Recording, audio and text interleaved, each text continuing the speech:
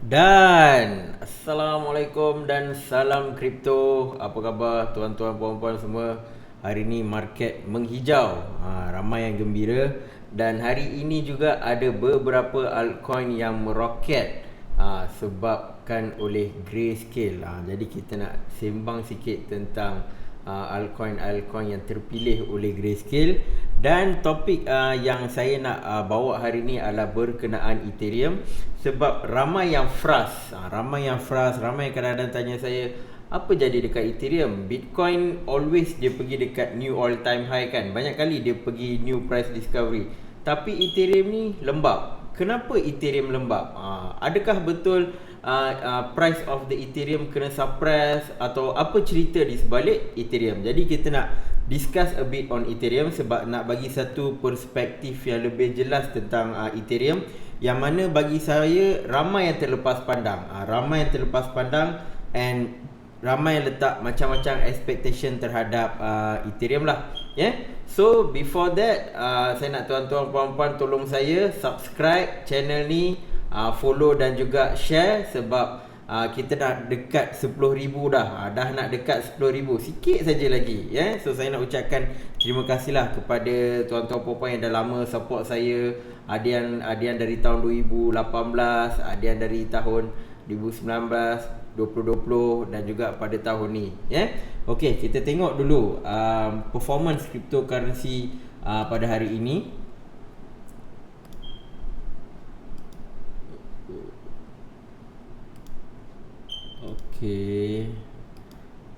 Okey. So dekat CoinGecko kita nampak Bitcoin tengah perform lah as usual. Kejap ada some technical error dekat sini.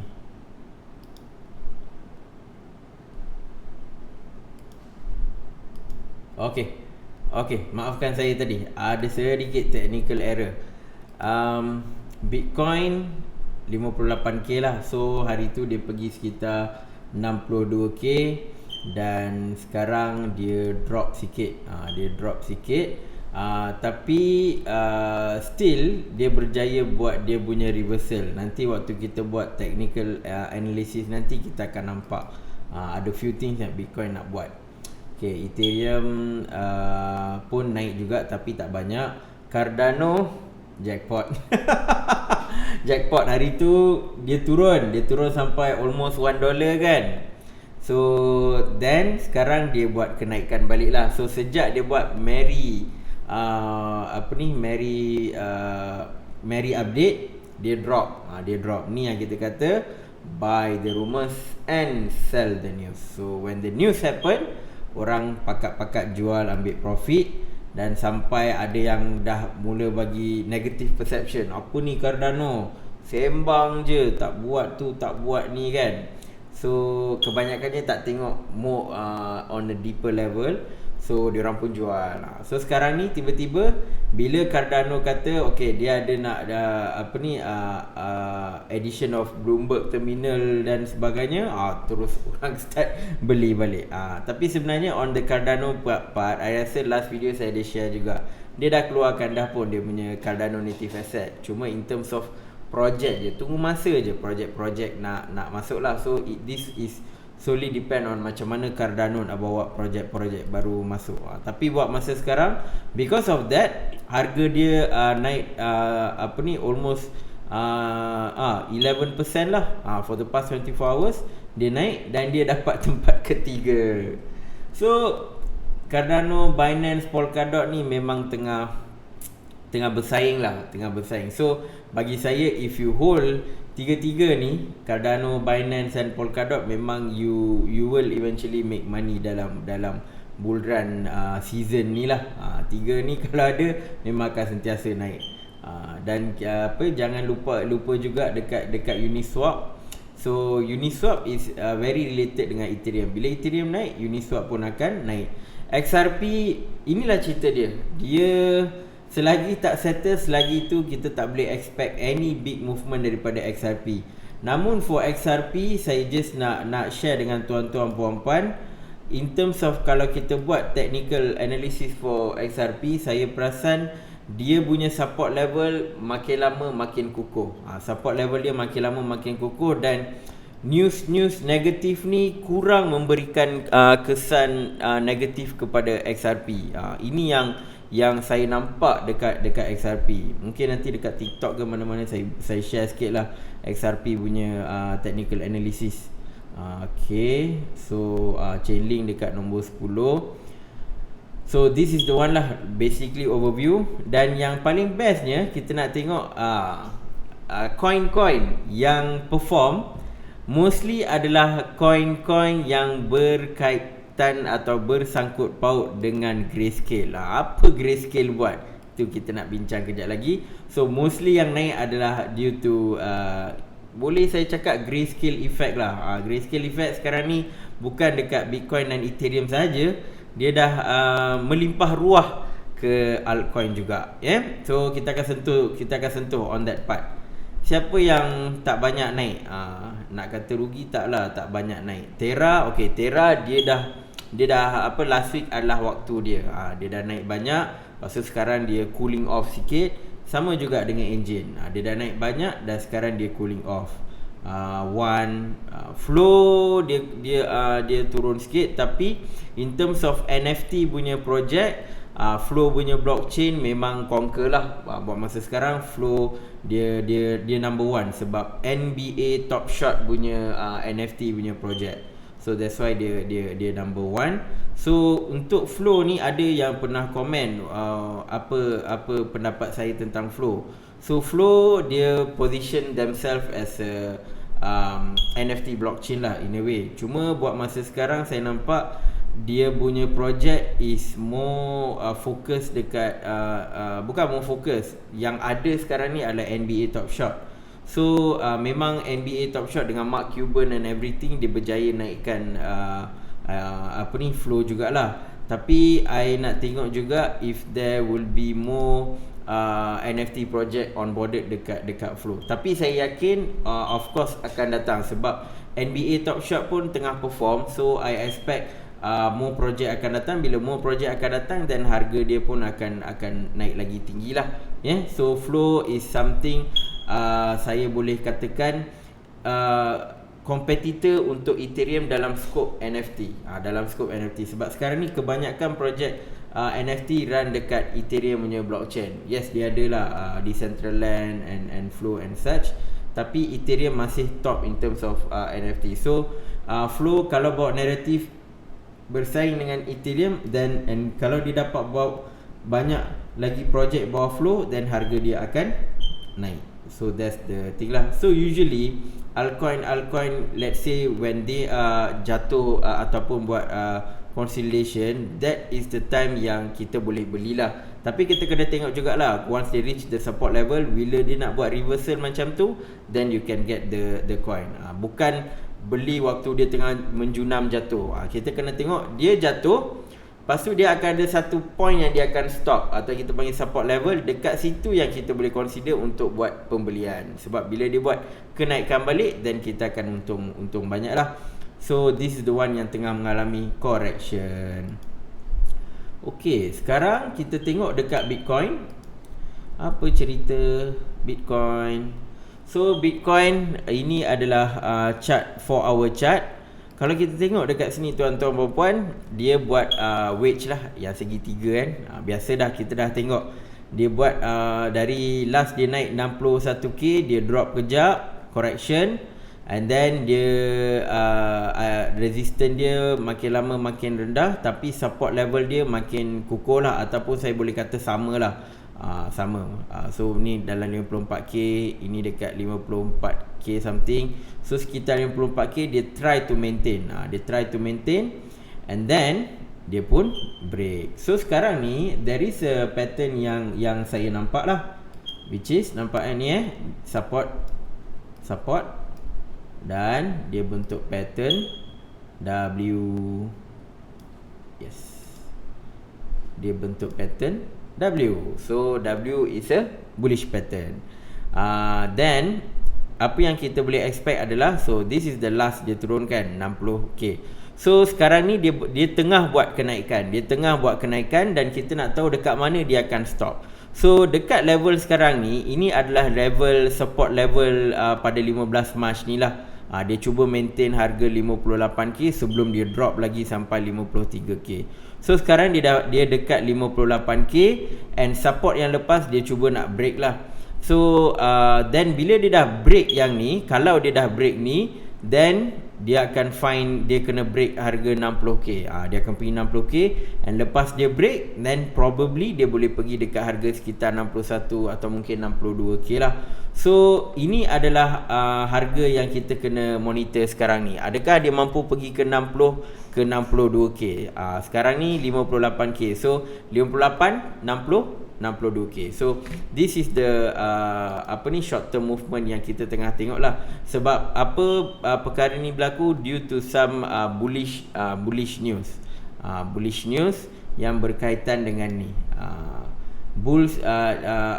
Bitcoin option expiry on March 26. So dalam Jumaat minggu depan, options market punya Bitcoin akan expire. So usually bila perkara ini berlaku, harga Bitcoin akan naik.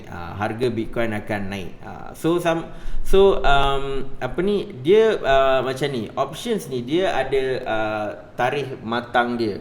Jadi usually option traders ni dia akan cuba dapatkan Bitcoin pada waktu tarikh matang lah. Sebab pada waktu tersebut harga Bitcoin punya harga ni lebih kurang sama. So kalau kita tengok sini, saya just run through artikel ni kejap lah. Okay, so dia kata dekat sini expiry favors bullish trader. So bullish ni maksudnya harga dia akan dijangka naik. So kalau kita tengok, dia kata open interest option increase by 60%. BT all time high. Ni dia 6.1 billion expiry set for March 26. March 26 dijangka akan berlaku the expiration lah. So dia ada bagi tahu pada Januari 29 the largest expiry record is 3.5 billion. 3.5 billion ada berlaku expiration ni. Dan kita tengoklah apa yang berlaku pada Januari 29. So kita buka on daily chart. So nak bagi tuan-tuan puan-puan nampak lah. So Januari 29 adalah sini. This is Januari 29 after Januari 29 ataupun maybe the day before juga, dia dah start naik dari harga berapa ni, 30k lah, kita kata dalam 30k, terus pergi all time high yang terbaru dekat 58k. So this is the effect yang berlaku pada Bitcoin based on previous option punya expiry lah. Dia berjaya melonjakkan harga Bitcoin sebab ramai yang buat pembelian. So dekat sini kalau normal kita kata buy and sell. Dekat sini kalau beli dia kata call, kalau jual dia kata put. Saya tak tahu kenapa nama dia macam tu lah. So ramai yang akan buat call during expiration punya date. Ramai akan buat call sebab mereka dapat beli Bitcoin pada satu harga yang fixed. Cuma waktu tu kita akan tahulah dia akan pergi kepada harga apa, So inilah dia kata options are divided into two segment. Call ataupun buy option allow the buyer to acquire BTC at fixed price. Diorang akan dapat pada harga fixed price, bukan macam harga yang di tengah volatile. So that's why options ni adalah something yang sangat menarik untuk few traders lah. So dia boleh beli in a sense of dia boleh jangka, okay, aku beli pada fixed price sekarang, nanti dia akan naik lagi tinggi. Ataupun ada yang rasa, okay, aku jual pada fixed price ni so that nanti maybe harga Bitcoin akan jatuh. Jadi sekarang ni waktu bull season, so of course ramai akan cenderung kepada beli punya part lah. So hijau ni beli, merah ni jual. So apa ni, kat mana So ni dia. So in terms of put jual, ada yang letak dalam 47k lah. Dia rasa dia pergi 47k tu dia dah boleh jual. Dan juga ada yang bab pembelian punya part dia orang letak 66,000, 66,000. So this is something yang tuan-tuan puan-puan kena monitor 66,000. 47,000 pun boleh monitor juga, tapi kebarangkalian dia bagi saya agak rendah. Sebab apa? Sebab dia kata based on data call option sorry, dia bukan dekat sini. Kejap. Sorry, betul lah. 1.13 billion of call option tu adalah dari 32k ke 60k lah. That means lebih banyak call option. Price dia varies lah dari 32k ke 64k. Tapi dia punya option untuk pembelian tu lebih tinggi daripada put option, which is on the selling part lah. So bearish dia dalam 462 million. Ni 1.13 billion, besar. 668 imbalance. Jadi based on this, of course dia akan lebih favor kepada bullish punya sentiment. So sekarang ni kita tengok apa akan berlaku pada March 26 ya. So tuan-tuan puan-puan boleh tengoklah on March 26 adakah dia akan naik secara mendadak ataupun dia akan turun. Dan March 26 ni adalah di mana kita mula meninggalkan bulan March dan kita akan pergi pada bulan April. Bulan April is sangat bullish lah. Antara bulan yang kita boleh nampak dengan grayscale start unlock and maybe akan ada institution buyer semua. So April is a bulan yang saya sangat tertunggu-tunggu. Okay, kita pergi balik dekat technical analysis ni kejap. So perjalanan ni tunggu sampai March 26. So for 1 week kita nak tengok apa yang akan berlaku. So adakah dia akan pergi all time high yang baru, dia break lagi, and then lepas March 26 dia akan naik lagi tinggi, ataupun this is just something dia naik sementara, lepas tu dia akan turun balik. So ini antara perkara yang kita kena tengok lah. Tapi so far on 4 hour chart dia tunjuk bullish sebab dia ada pattern W, which is coming from double bottom. Dia tengah naik. So kita tak tahu dia akan test sampai mana. Sebelum dia mungkin nak buat correction ke kan. Dan tunggulah minggu depan untuk dia naik balik, challenge 60k dan ke atas ya. So that is on the Bitcoin punya part. So overall pergerakan Bitcoin sangat bagus dan juga dia membantu untuk altcoin untuk naik jugalah. Next is Ethereum. Ethereum saya faham ramai yang tengah stress ke, tengah frust ke kan. Tapi dalam kripto antara perkara yang kita kena ada bila buat trading adalah bersabar. Sebenarnya dalam hidup kita kena banyak bersabar juga, tapi when it comes to crypto pun kena banyak bersabar ya. So actually since awal bulan Mac ni memang agak bullish untuk Ethereum berbanding dengan Bitcoin. Ethereum actually lebih bullish, tetapi dia mengalami correction dan dia tak dapat pergi dekat zone hijau. Dia punya previous all time high 1.922k dia tak dapat pergi. Kesian Ethereum. Tapi there is something yang saya nak tunjuk, which is I do expect some kind of bullish flag pattern. Bullish flag pattern ni kalau tengok dekat sini kan, yes dia ada buat bullish flag, dia naik, tetapi dia tak dapat pergi sampai 2k. Dia terencat sampai 1.8.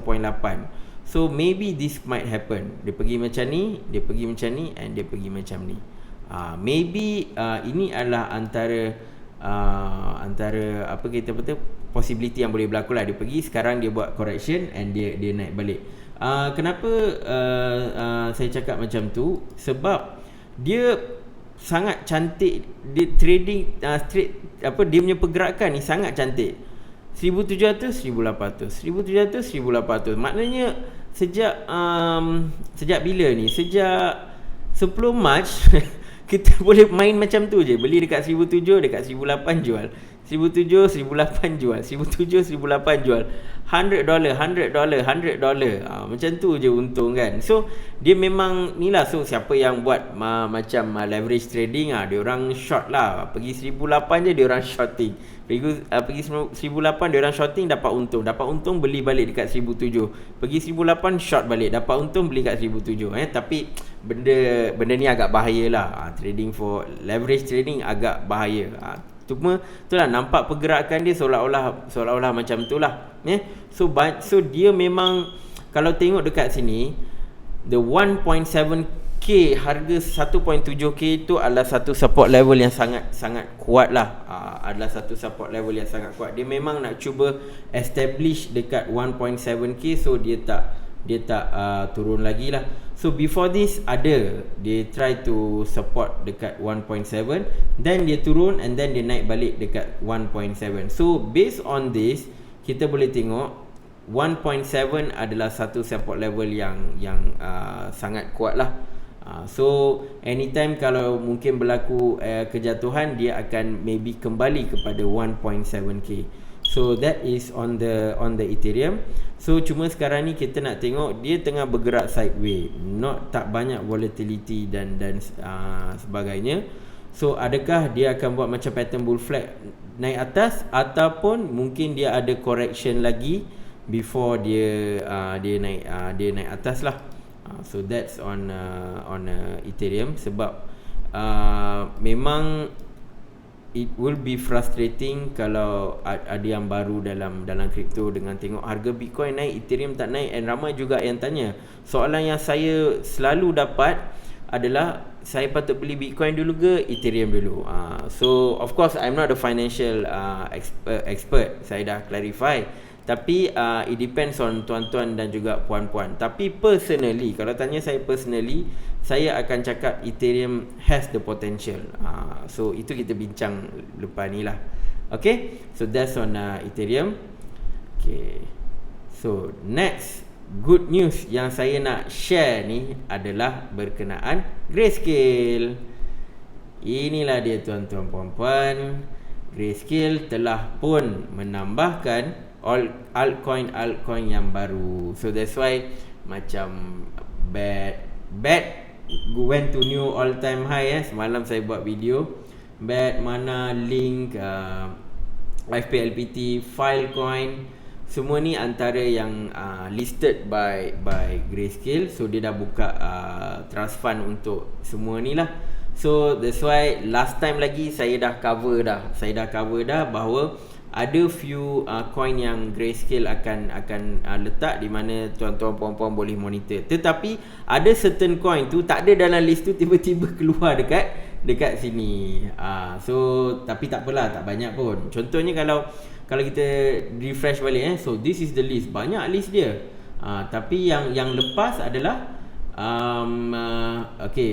basic attention token listed, Filecoin listed, LivePeer listed, apa lagi? Tu je lah kot. Itu yang tu je yang listed. Tapi ada yang tak ada dekat sini, tiba-tiba ada. Contohnya Zcash ni. Zcash tak ada dekat sini, but then dia listed jugalah. So maybe ada source lain yang bagi tahu, mungkin saya terlepas pandang lah. Tapi ni the main source, sebab ni adalah announcement daripada Grayscale. Okay, and then Stellar pun dia tak bagi tahu dekat sini, tapi keluarlah. So macam, yelah, dia dah di list XRP. So the next yang lebih kurang ataupun they have history with XRP is actually Stellar. And Stellar is actually a bit performing juga on this particular bull run, and dia ada banyak partnership and kind of announcement lah. So maybe that's why dia listkan Stellar juga. And then Chainlink memang ada dalam ni, Mana, BAT ni semua memang adalah, cuma yang belah atas. Sebab antara benda yang saya expect adalah Monero. Sebab in terms of privacy, Zcash is a privacy coin. So antara privacy coin yang top adalah Monero. So saya rasa Monero yang pergi, tapi Monero tak pergi. So that's why yang saya agak terkejut jugalah on this part, sebab I didn't expect Zcash yang akan pergi. Dan dia lagi Horizon. Ni Horizon, semua ni Horizon is under privacy coin punya sektor juga. So that's why saya pun terkejut lah kenapa Monero tak pergi. Tapi okey lah, dua ni pun pergi. So ini dua saya tak ambil pun. Yang lain semua memang dah ada dalam ni. So dua ni memang tak ambil, tapi tak apa, banyak kita dah count awal-awal dah. So ada yang mungkin tertanya-tanya macam mana list yang lain ni kan.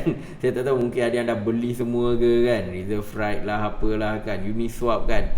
So kalau kita tengok dekat sini, apa yang saya perasan adalah yang mana yang Grayscale letak ni, ini adalah antara token-token yang dia survive bull run, dia survive waktu bearish.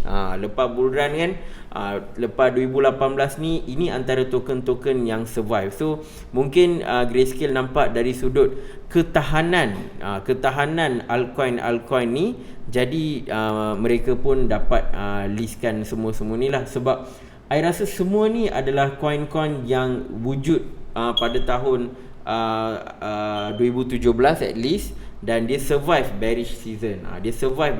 Jadi ini melayakkan mereka untuk duduk dalam trust fund ni lah.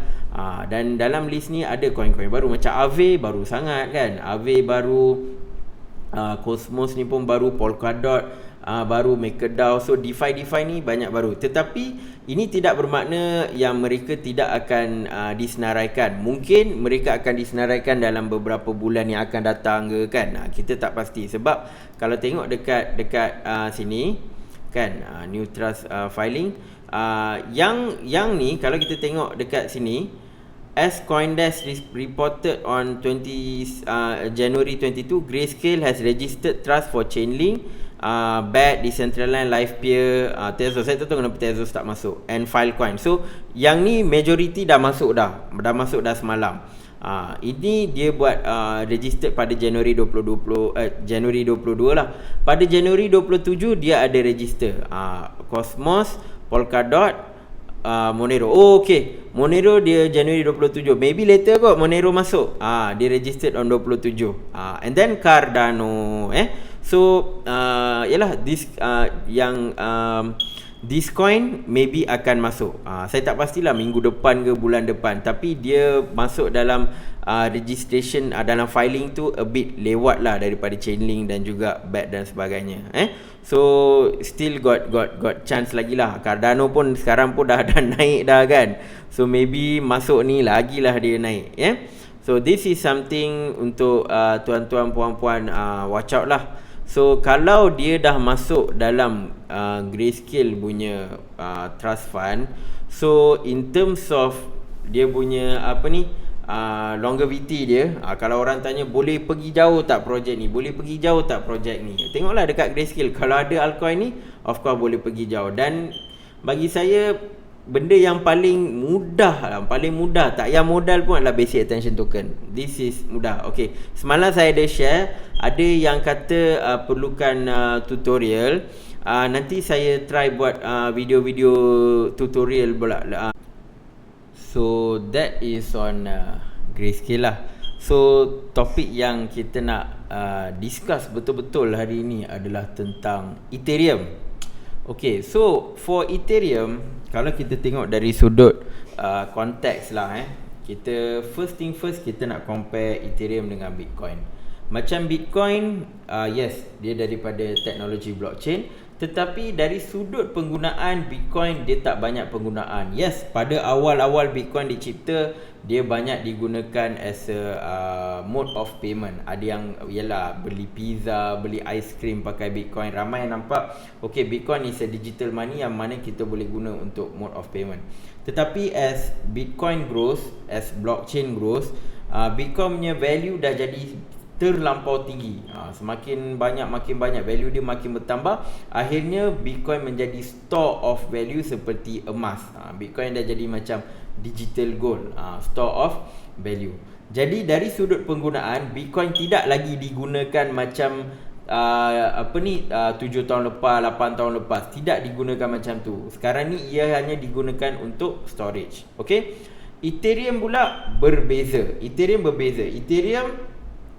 dia adalah cryptocurrency juga, tetapi dia ada function. Ada yang buat untuk DeFi, sebab dia ada smart contract. Jadi macam-macam benda kita boleh buat. DeFi ada yang nak launch ICO, ada yang NFT. So a lot of use case yang berlaku dekat Ethereum, di mana Ethereum berlaku banyak transaction. Maknanya kalau saya nak hantar dekat tuan-tuan puan nak hantar dekat saudara mara ke, nak hantar untuk trading ke, untuk buat liquidity farming ke, staking ke kan. So Ethereum ada banyak kegunaan, dan setiap kali Ethereum digunakan, dia memang berlaku pindah milik dan sebagainya lah. Jadi setiap kali perkara itu berlaku, maka akan ada transaction fee. Transaction fee tu yang kita panggil gas fee, yang mana dia akan pergi dekat golongan miners, ya. So itu on one aspect. Another aspect yang kita kena fahamkan tentang Ethereum dan juga Bitcoin adalah Bitcoin dia ada 21 juta supply of Bitcoin. Sebab tu orang panggil Bitcoin is deflationary, sebab dia punya coin ada satu fixed value, dan of course bila supply semakin berkurangan, sebab dia kena buat mining dan sebagainya, dan kadar mining dia makin lama makin susah, jadi supply dia makin rendah. Bila supply lagi kurang, demand lagi tinggi, maka harga sesebuah aset tu akan naik, sama dengan Bitcoin. For Ethereum, dia berbeza. Ethereum ni dia adalah consider macam inflationary. Maksudnya supply of Ethereum token, Ethereum cryptocurrency tu semakin meningkat. Hari-hari ada increase of supply, sebab dia infinity. Dia on the consensus model sekarang ni, Ethereum pakai proof of work macam Bitcoin juga, tetapi dia tak letakkan satu cap in terms of coin. Dia tak letak cap. So in Ethereum dia macam ni, supply naik juga, demand pun naik juga. So kalau macam Bitcoin supply kurang, demand naik. Ini Ethereum supply pun naik, demand pun naik. Dua-dua pun naik. Jadi ini menyebabkan price action dia tidak melonjak dengan kadar yang tinggi seperti Bitcoin. So in terms of demand, yes, Ethereum punya demand lagi tinggi daripada Bitcoin, sebab Bitcoin is just used for transfer ataupun store of value. Dia tak ada DeFi, dia tak ada NFT dan sebagainya.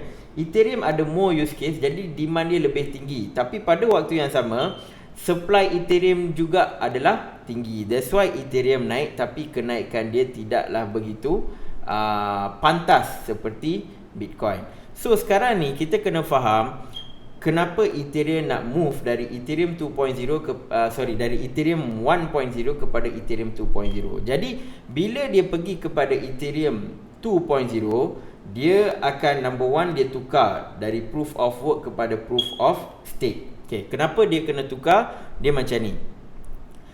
Kalau kita tengok keadaan Ethereum sekarang ni, dia adalah heavily incentivized for miners. Maksudnya miners yang golongan yang paling dapat untung. Memang tidak dapat dinafikan. Dia ada user, ada developer, dApps developer dan sebagainya, tetapi miners paling banyak untung. That is why setiap kali berlaku transaction, setiap kali demand Ethereum tu meningkat, gas fee pun akan meningkat. Dan bila gas fee meningkat, miners ni akan dapat lagi banyak duit lah. So that's why ada orang yang buat Ethereum mining semua, dia akan dapat profit yang banyak, sebab memang duit banyak pergi kepada golongan miner. So instead of harga dia kena naik, duit tu pergi dekat miners. Itu beza dia. So di mana part yang patutnya dia patut menyumbangkan kepada kenaikan Ethereum, tetapi benda tu tak berlaku sebab banyak duit dah pergi, value tu pergi kepada miners, So that's why bila EIP 1559 tu dilancarkan, miners tahu diorang tak boleh nak dapatkan banyak duit dah. Zaman diorang dah kaut banyak duit tu dah berakhir. Dah berakhir. Kalau Ethereum punya harga tak naik sangat dan sebagainya, then maybe okay lah, dia boleh ni. Tapi bila Ethereum dah start naik, orang pun still masih demand masih tinggi masih tinggi dekat Ethereum.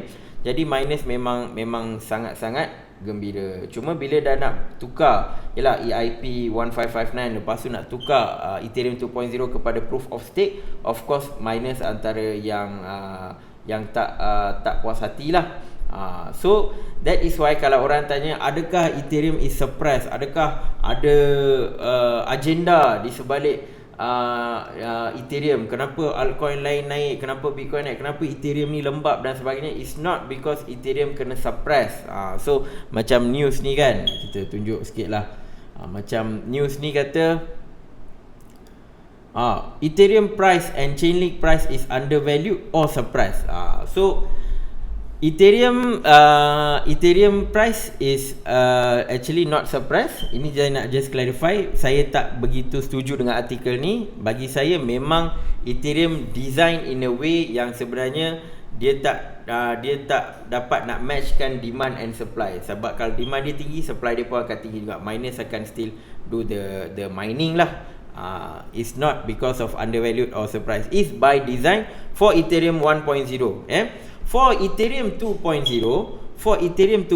perkara ini tidak berlaku sebab Ethereum 2.0 akan buat token burning. Bila dia buat Ethereum 2.0, dia kemungkinan akan buat banyak burning. Dia buat banyak burning, and then in terms of supply tu, maybe akan ada cap atau maybe infinity ke dan sebagainya. Itu saya kurang pasti on that part.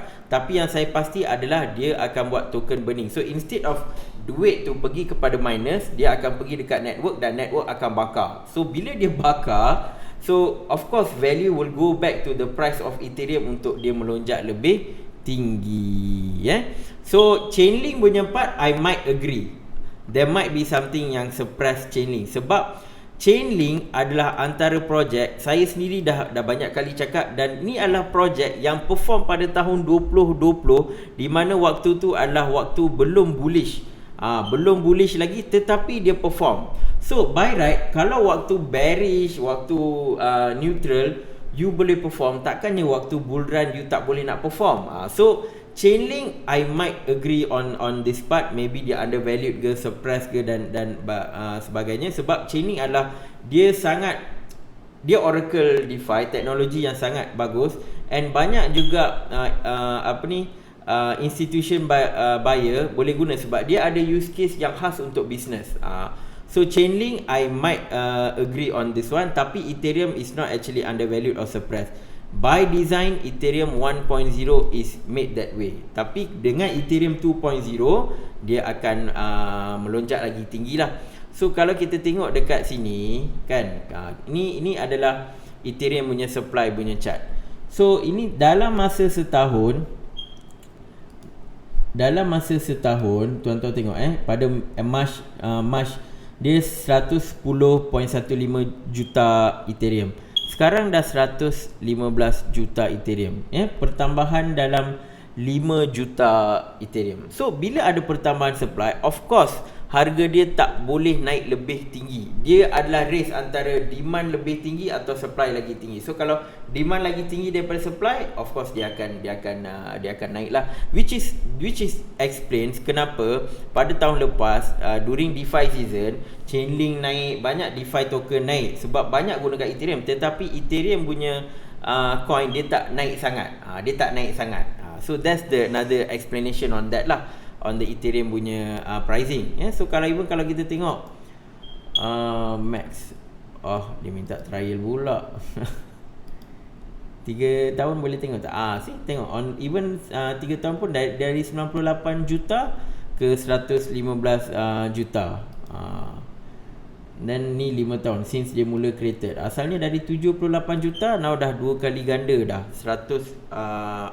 Almost 2 kali ganda. So this is the part yang agak menekan sedikit lah harga Ethereum. Bukan ditekan, tetapi Ethereum tertekan. Tertekan by design. Dia tertekan. Bukan ada orang yang menekan dia lah. Maybe ada, tapi bagi saya ini adalah antara reasoning yang lebih kukuh lah.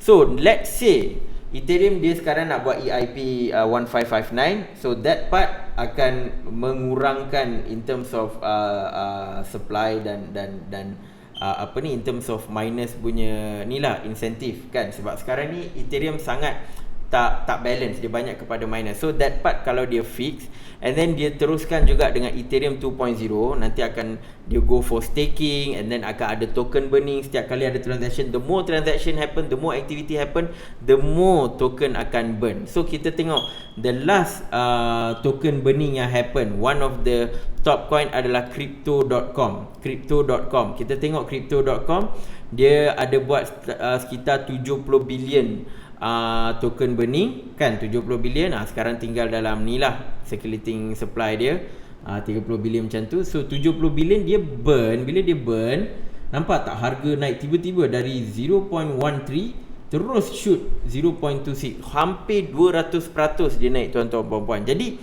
for Ethereum punya price kan, Ethereum crypto.com use case dia tak banyak. Dia adalah ada macam dia punya staking program, ada penggunaan crypto.com, dia ada use case dia. Tetapi you bila nak compare crypto.com dengan Ethereum punya Ethereum punya use case is macam langit dan bumi. Sangat-sangat berbeza use case antara dua coin ni, crypto.com dan Ethereum. Tetapi kalau kita ambil crypto.com punya contoh, itu pun naik 200%. So for Ethereum, kalaulah things go as planned untuk Ethereum, dia nak buat EIP 1559, dia nak buat Ethereum 2.0. Kalau things goes as planned, probably tiba-tiba dia boleh melonjak 2 kali ganda. So now harga dia 2000 kan, let's say dia kekal je lah 2000, tak naik-naik kan, then probably pump dia boleh jadi 4000 USD. So that's why one of common prediction orang bagi untuk Ethereum, dia boleh pergi kepada 10,000 USD kan dan sebagainya, because of this particular factor, di mana kalau during this bullish period ni berlaku perubahan pada network Ethereum consensus dan sebagainya, of course Ethereum boleh naik sebab dia dah jadi deflationary punya token. Dia buat token burning, then supply dia berjaya mengurangkan supply of dia punya token. So demand of course naik. You can see dengan DeFi, NFT, DAO, macam-macam use case yang kita tengah tengok. Oracle, banyak use case. So as this use case matures, even NFT pun kita boleh tengok, dia dah macam peringkat orang kata bubble dah. Berjuta-juta orang spend on NFT, which is most of the NFT dekat platform Ethereum. So bila perkara ini akan berlaku, so that's why dia ada timeline dia, Jun dia nak buat all this update dan sebagainya. So hopefully all this update berjaya dan dia akan naik. Of course ini adalah dia ada risiko juga. Saya tak nak bagi tahu semua everything is fine kan, tak. Sebab kita nak bagi tahu the facts lah kan.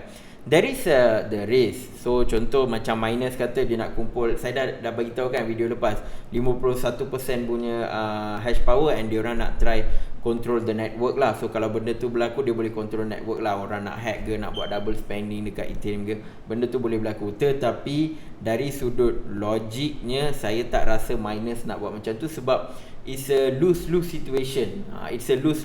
Sebab kalau miners buat macam tu, kenapa dia orang nak destroy Ethereum? Sebab Ethereum lah selama ni bagi mereka rezeki. Ibaratnya letak pasir dekat periuk nasi kan. Lebih kurang macam tu lah kan. Sebab for miners, diorang boleh jadi stakers. It doesn't mean that Ethereum nak pergi kepada POS, habislah, dah tak ada ni kan. They can become stakers. Cuma diorang degil lah. Diorang rasa waktu sekarang ni dia dapat banyak duit kan. So diorang macam tak nak berubah. Ni mentality tak nak berubah miners ni lah problem kan. So bila dia ugut-ugut, saya nampak ni hanya ugutan golongan miners kepada Ethereum. Sebab the worst case yang akan berlaku, saya tak rasa they can launch 51% attack dan sebagainya. Sebab kalau benda tu berlaku, it's a lose-lose. Sebab buat apa dia nak musnahkan network Ethereum? Sebab dia at the end of the day takkan dapat apa-apa pun. Cuma the most lah dia boleh buat adalah forking. Macam Ethereum dulu pernah ada forking Ethereum klasik kan. Dia buat forking, dia orang akan buat projek blockchain Ethereum sendiri guna proof of work lah. So then dia boleh buat mining and everything. So and even in terms of miners pun, not everyone sokong dengan golongan miners yang nak buat kacau ni. Ada yang macam F2 Pool, dia orang masih support Ethereum punya development to Ethereum 2.0 proof of staking. Dia orang tak ada masalah. So most to most lah pada bulan from April onwards, kalau ada apa-apa pun akan berlaku Ethereum forking. Mungkin nanti akan ada lah Ethereum, tak tahu itu Ethereum klasik kan, mungkin Ethereum work ke, Ethereum apa-apalah nama dia nak bagi kan. So itu je risiko yang mungkin akan berlaku, but that's not a big risk lah, which is the hard fork. Hard fork is not a very big risk. Benda tu adalah common. Bitcoin pun banyak kali dah buat hard fork dan sebagainya. Biasalah, macam kita tengok politik pun ada parti tak puas hati, dia buat parti baru dan sebagainya kan. Dalam kripto pun politik lebih kurang sama je. Tak puas hati buat coin barulah, buat blockchain barulah kan. Lala tak boleh nak go. Sama je. So bukan 100% nak kaitkan dengan politik Malaysia, tapi ini adalah politik dalam cryptocurrency. Benda ni adalah biasa. So this is on the Ethereum punya part yang saya nak tuan-tuan puan-puan fahamkan sebelum letak any expectation yang sangat tinggi. So this is the expectation yang kita kena sandarkan lah. So sekarang ni terpulang pada tuan-tuan puan-puan. I'm not a financial advisor, saya dah clarify. Terpulang pada tuan-tuan, either nak bersabar dengan Ethereum punya ni, ataupun you can always nak jual ke, ataupun nak fokus dekat Cardano ke dan sebagainya. So for me personally, I have a very high hope on bukan high hope lah. For me Ethereum dia dah lama dah bertahan. Dia dah survive dah bearish season kan, bearish season dan sebagainya, and dia ada banyak institution dah beli, network dia dah makin besar. So apa salahnya bersabar sedikit untuk Ethereum 2.0. So kalau perkara itu berlaku, then we will be rewarded lah. Siapa yang bertahan, siapa yang bersabar akan mendapat ganjaran. So itu saja daripada saya. Jangan lupa untuk subscribe, jangan lupa untuk share, like, komen. InsyaAllah saya akan cuba hasilkan konten-konten yang more variety lah, and konten-konten yang ada macam lebih pendek kan. Yang ni insyaAllah saya akan buat konten yang this flow, tapi ada juga request untuk buat yang lebih pendek, saya cuba buat lah. Itu yang kadang-kadang saya buat YouTube shorts dan sebagainya, within 1 minute. Saya nak cuba buat variasi lah. So itu saja daripada saya. InsyaAllah kita akan jumpa di dalam video yang akan datang. Assalamualaikum dan salam kripto.